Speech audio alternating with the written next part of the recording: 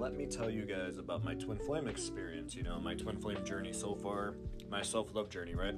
So, without getting into too many details, let me just tell you, in 2022, there was a night, and it happened to be 11/11. It was November 11th, 2022, and I saged my home. I was really healthy.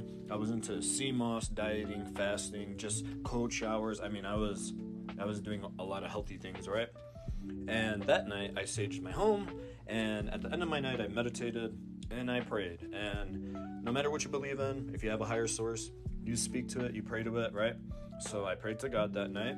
I asked him to please show me who my wife is, the woman that is for me, the spirit that matches my soul. I asked specifically for my twin, and I, got really specific.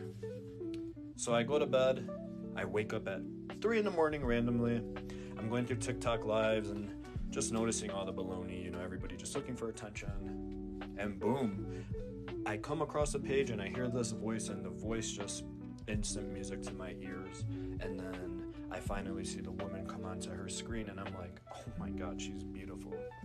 What really caught my attention is, even though I couldn't see the person, I was listening to her voice speaking about self-love and the journey and a spiritual path, and I just said, oh my God, she's speaking my language, So I took the time to just comment.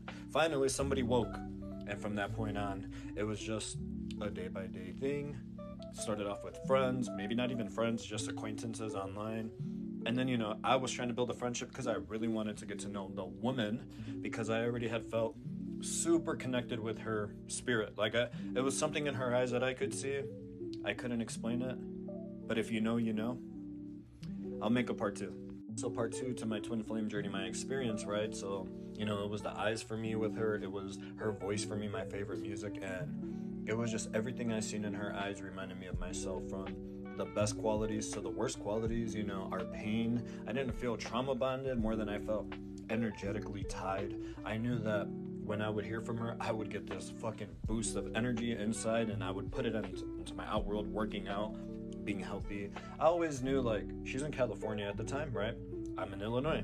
And I'm like, damn, we're so far apart. All of the odds are against us. But in my heart and in my spirit and my soul and everything, I just felt like, no, we're meant to be something. So even if it's just friends, I'm gonna be her friend. But maybe one day, I'll meet her and we'll go from there. And again, it's such a journey. It's a story. There's so many details. There's this and that. And I want to speak on it